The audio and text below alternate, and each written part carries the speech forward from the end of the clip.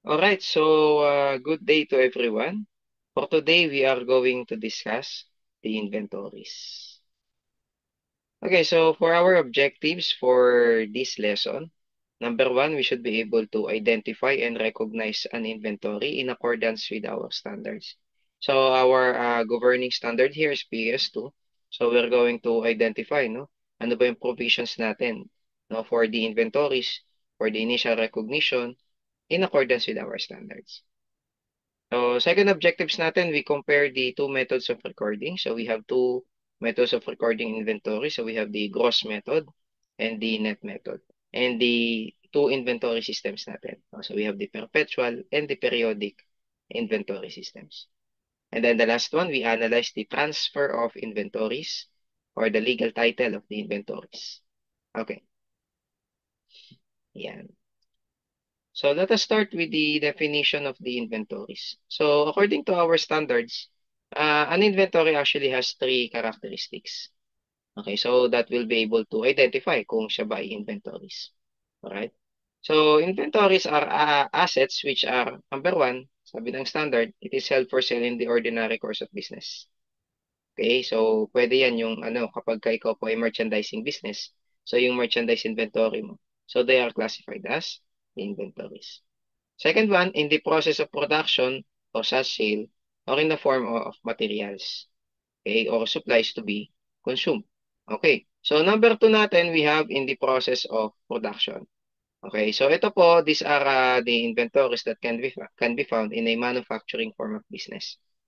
Okay, so ito po yung ating mga raw materials, work in process, and the finished goods. And then the third one, we have yung supplies to be consumed, materials or supplies to be consumed. Okay? So these three are actually the characteristics of an inventory. So or lang po yan, or so either of the three, pagka yan po yung paggagamitan mo ng item na binili mo, well, it shall be classified now as an inventory. Ayan. So just like what I've said kanina, no, our classes of inventory will actually depends on the type of business activity.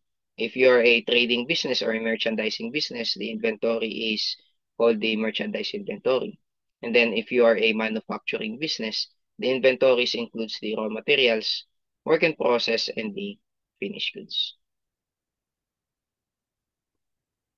Okay. So, recognition principle. So, when can we recognize an inventory? So, just like what we have been discussing when we say recognition, kailan natin siya masasabi as an inventory? So, how can we identify that it is actually an inventory that will satisfy a recognition or a recording first time in a journal entry in our books?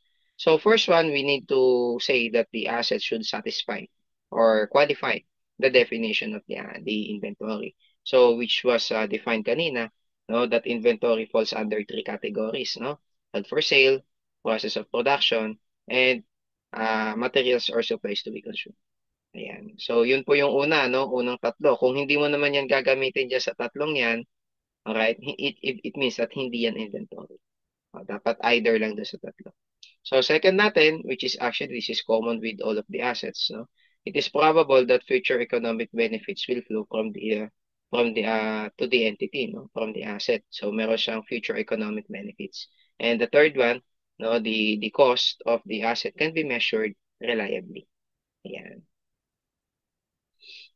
So once we have identified, no, that an item shall qualify for recognition, the next question will be how much should be recognized.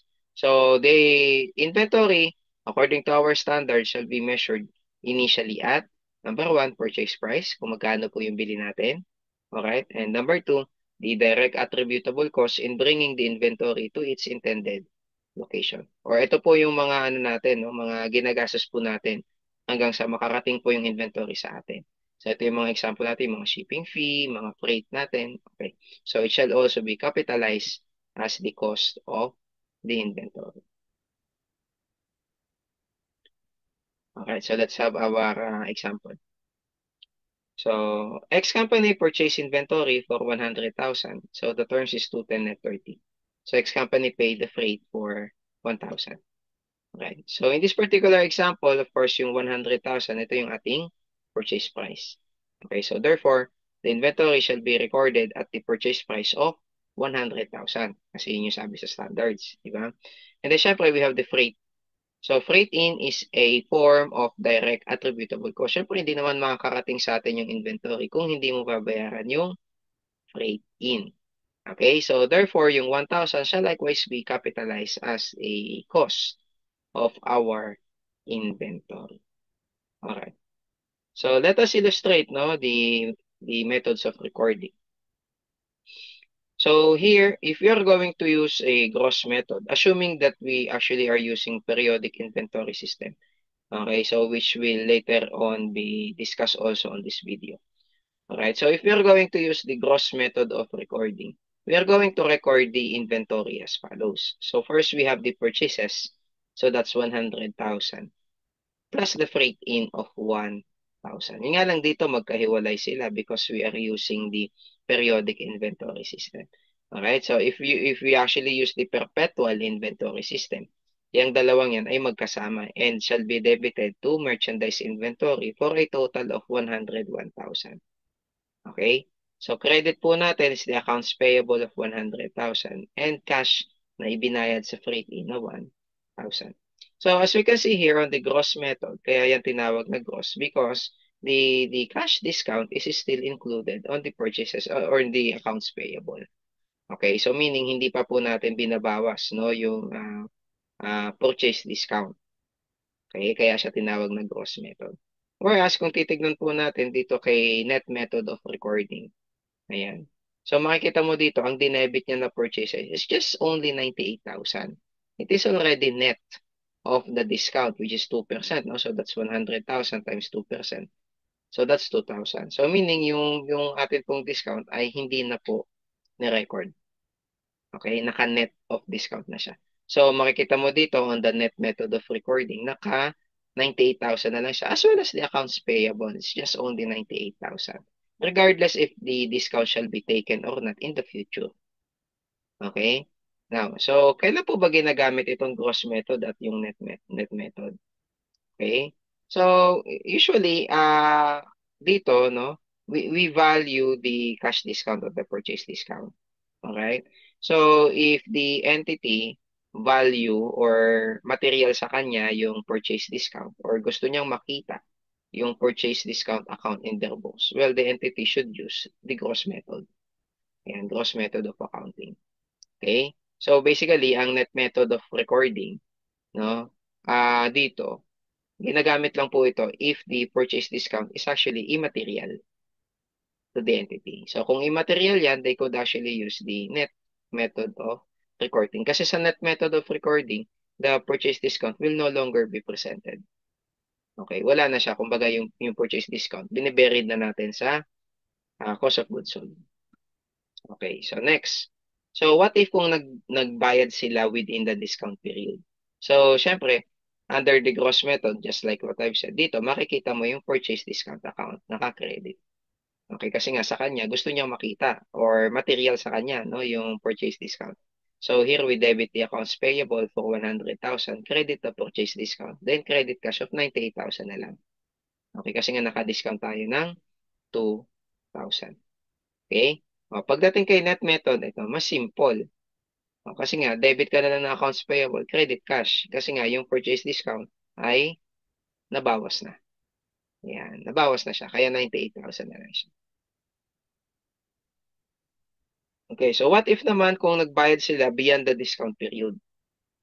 O kapag ka beyond the discount period, ibig sabihin, lagpas ng 30 days. O, syempre wala nang discount.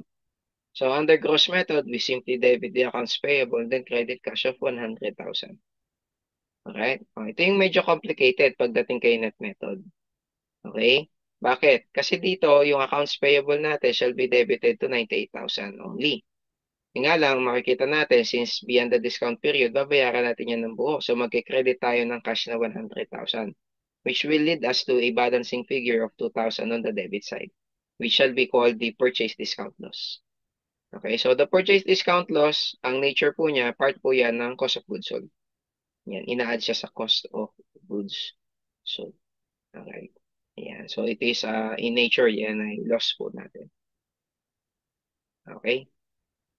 So, yun yung gross method and our net method. Alright, so let us have another example. So, this time we have the basket price or the lump sum acquisition. So, kapag ka sinabi po nating basket price, no, yung maraming inventory, nabili natin siya at a single amount. Okay, so let's have the example. So, X company purchased inventory for 700,000. The inventory consisted of the following together with their fair market values. So, we have merchandise A for 200,000, merchandise B for 300,000, and merchandise C for 500,000. So, as we can see here, the total fair market value is equals to 1 million. Pero nabili lang po natin siya for 700,000. So again, based on our standards, ang i-record po natin ay yung purchase price. Ayan, marami pong nagkakamali dito, no? Ang nire-record po dito is yung purchase price, ha? Hindi yung fair value. Bakit? Because the purchase price is its initial measurement. Di ba? Sinabi natin kanina, dalawa lang naman yon. We have the purchase price and the direct attributable cost. Eh, syempre dito, ano yung purchase price? O yun, 700,000. Kaya ang mare-record po is yung 700,000. So, paano, ang question na lang is, paano natin hahatiin ngayon yung 700,000? Okay? So, to allocate the 700,000, we're going to allocate the 700,000 based on the ratio of the fair market value of the merchandise. So here we have created a ratio for them. So we equate no the fair value for a total of 1 million. Okay, so meaning si merchandise A will have a ratio of 2 over 10, 3 over 10 kay merchandise B, and 5 over 10 kay merchandise C. Okay, so the ratio shall be used to allocate the 700,000. So we multiply the ratio by the 700,000. So si merchandise A, 2 over 10 times 700. So ang cost ni merchandise A is 140. Kay merchandise B, it's 210. And kay merchandise C, it's 350. Okay, so again, yun po yung hahatiin natin, no? Yung 700,000. Hahatiin mo siya gamit yung ratio ng fair market value nung atin pong mga inventories na binili. Alright, so therefore, on our journal entries, ayan, so makikita po natin, no? So we debited the 3 inventory assuming that we actually use the perpetual inventory system. Okay, so again, under perpetual inventory system, we recognize already directly no yung inventory no rather than the purchases account. So we debit the merchandise A, merchandise B, and merchandise C, credit cash of 700,000. So as we can see here, no, ang record po natin is yung purchase price, hindi po yung fair market value. Okay.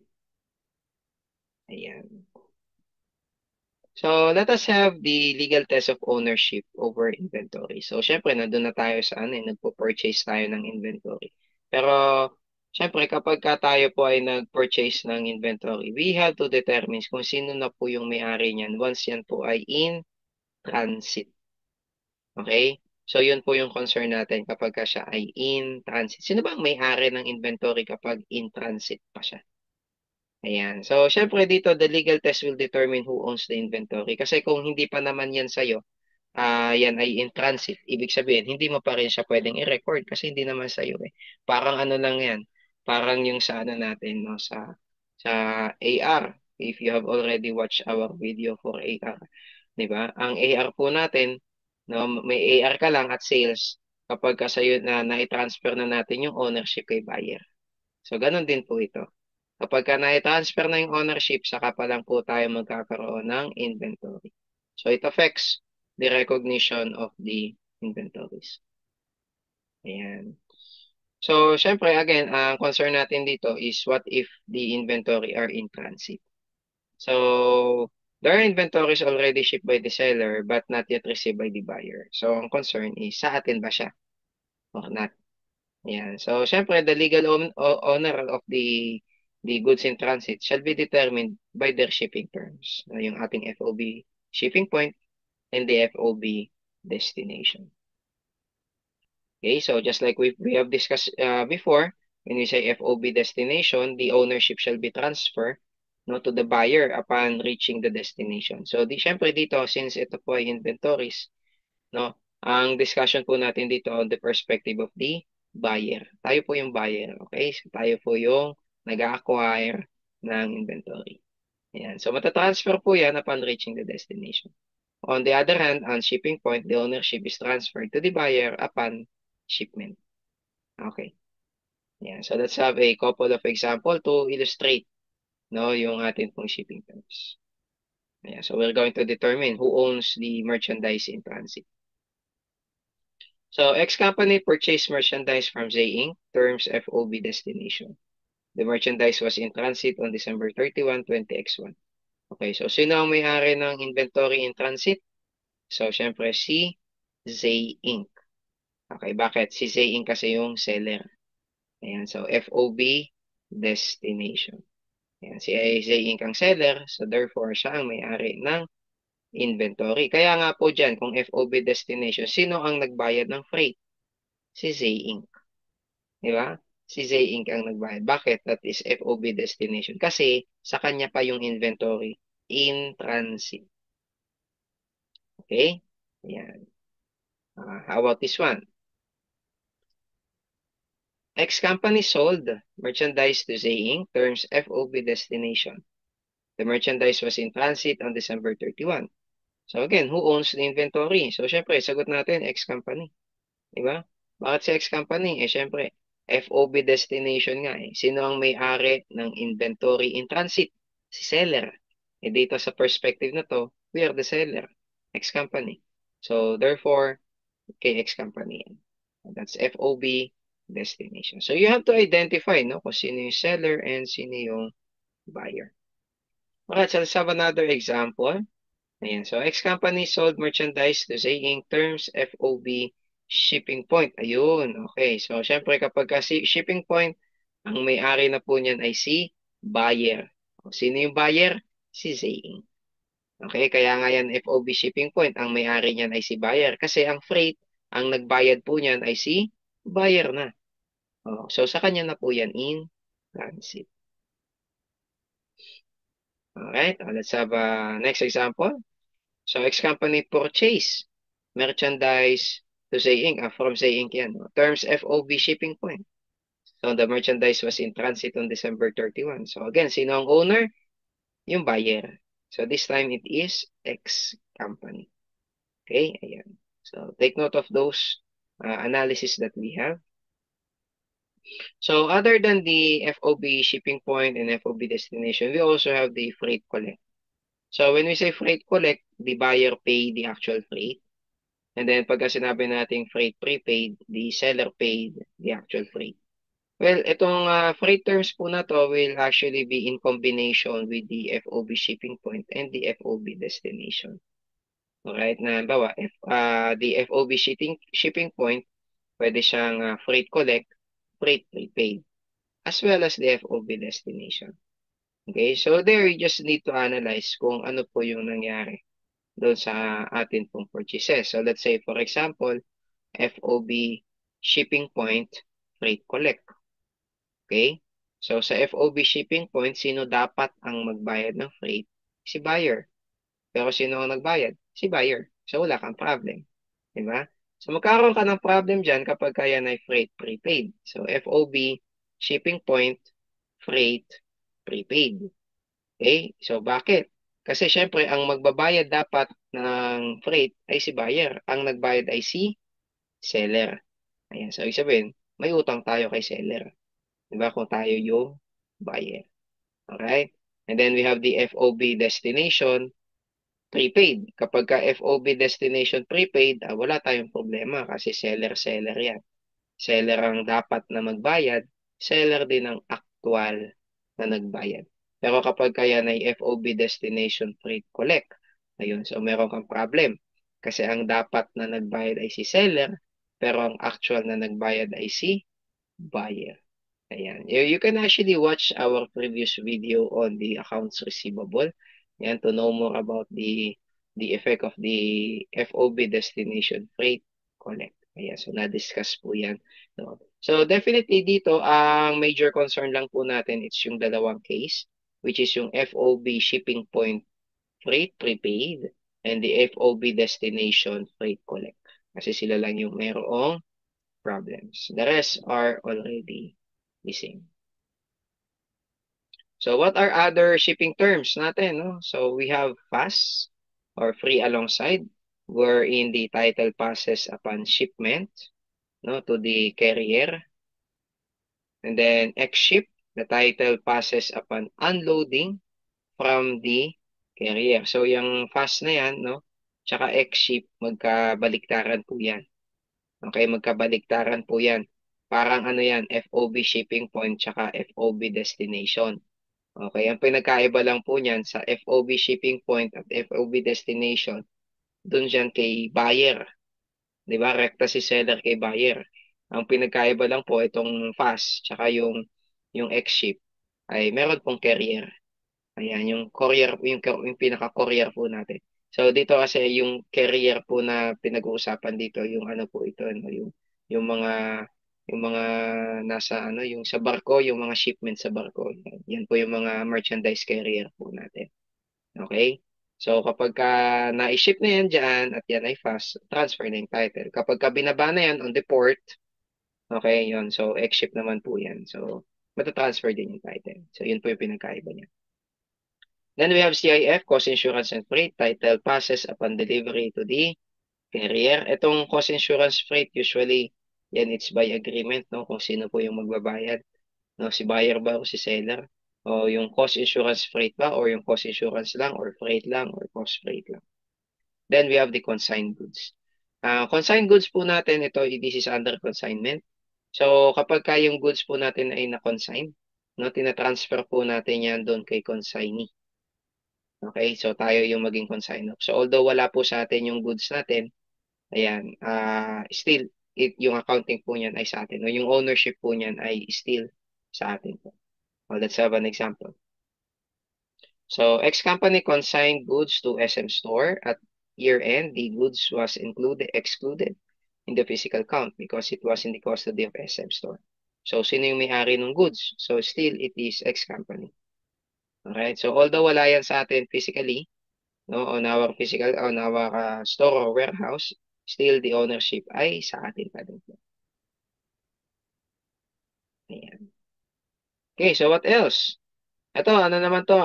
Ito yung mga special sales arrangements. Okay, so mga special sale arrangements. So first, we have the sale with the right of return. Alright, so kapag ka yung sale po with the right of return, the title passes upon sale. Siyempre, upon sale po yan. Ganyan na yan. Okay. Next, we have the sale on trial. So the title passes upon approval of the sale. So usually it is after the trial or upon approval, whichever comes first. Installment sales, title passes upon sales. Bill and hold arrangement, title passes upon billing.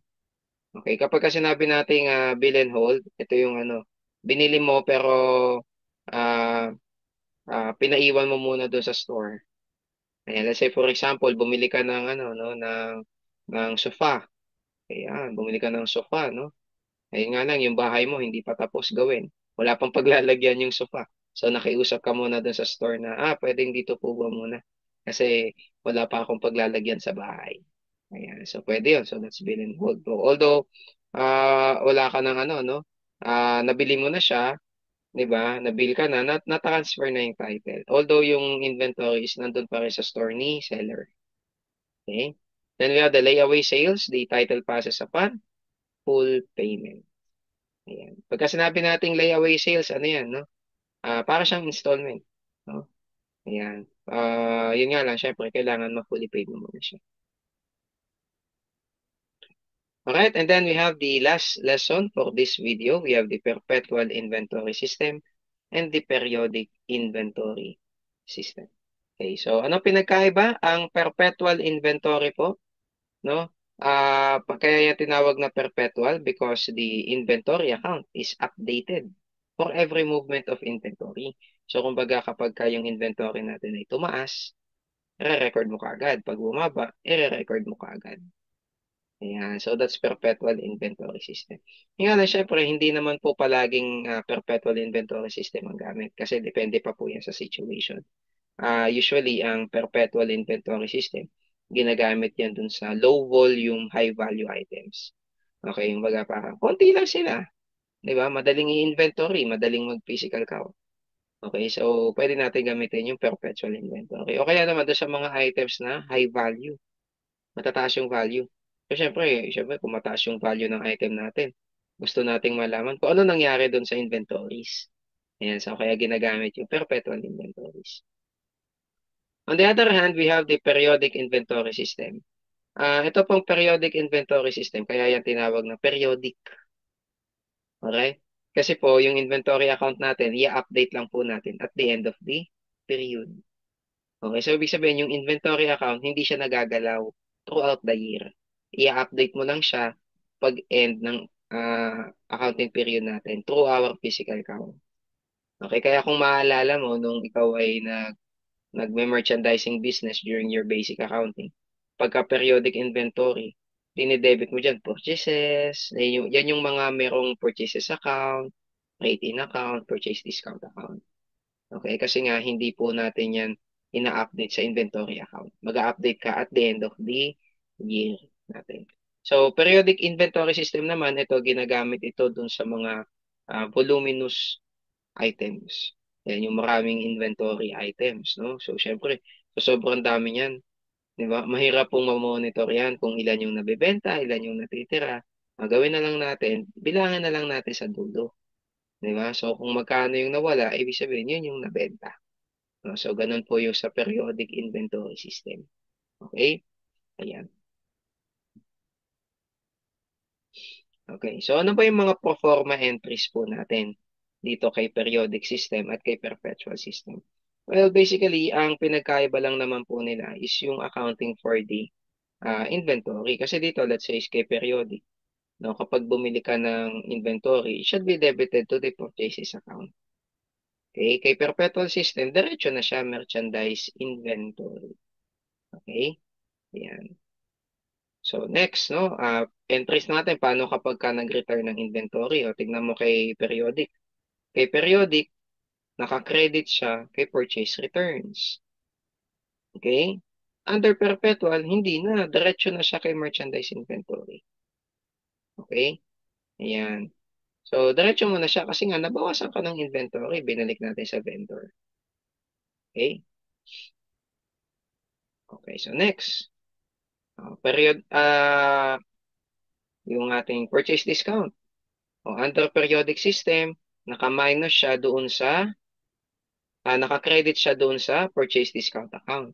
Naka-credit siya, yung pinakita natin kanina.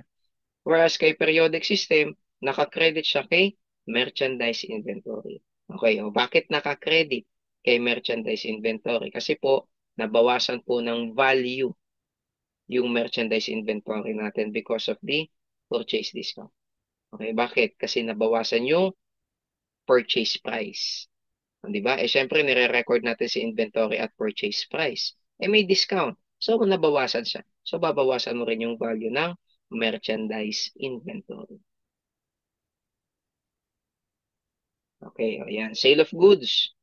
Pagdating kay periodic, hindi niya i-record yung inventory pagdating sa sale of goods. Okay, nakabenta ka. But under perpetual system, ayun, i-record mo. The merchandise inventory shall be debited to the cost of goods sold. Ayan. So again, si perpetual inventory po ang merong cost of goods sold account. Kay periodic, hindi po yan lalabas. Okay, at the date of transactions. Kino-compute po yan at year-end. Kay periodic system. Ayan. Sales return. Under periodic system, again, wala po siyang entry. Okay, kay perpetual system, ayun, meron po tayong entry. No, kay perpetual system. So, i-reverse lang natin. So, since binalik ni customer, we debit the merchandise inventory, credit the cost of goods sold. Ayan. Then, we have the sales discount. Ang sales discount po, kung mapapansin mo, parehas. Kasi it does not concern any inventory account. Walang kinalaman si inventory account dyan, no? Sa ating sales discount. Even the accounts payable is not concerned about that. Okay? Ayan. And then we have the adjusting entry at year-end. So, syempre, kay periodic, meron tayong tinatawag nating physical counting. Okay?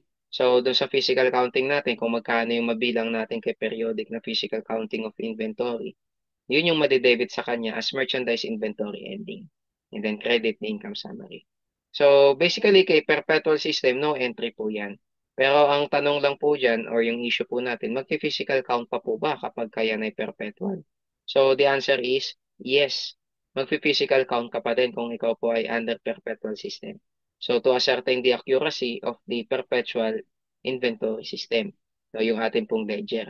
So, syempre, kapag hindi po nag-balance yung sa ledger versus the physical count, so we are also, again, required to prepare an adjusting entry under perpetual to adjust, no, or to update the inventory to based on its physical counting. Ayan. Okay? And, of course, that ends our discussion for the preliminaries of the inventory. So, I invite you to watch also the next video natin, which is yung atin pong video on the cost flow, the inventory cost flow. So, there on the inventory cost flow, we are going to compute the value of the ending inventory and yung atin pong cost of goods sold using different inventory systems. Ayan. So, thank you for watching and have a nice day. Bye-bye.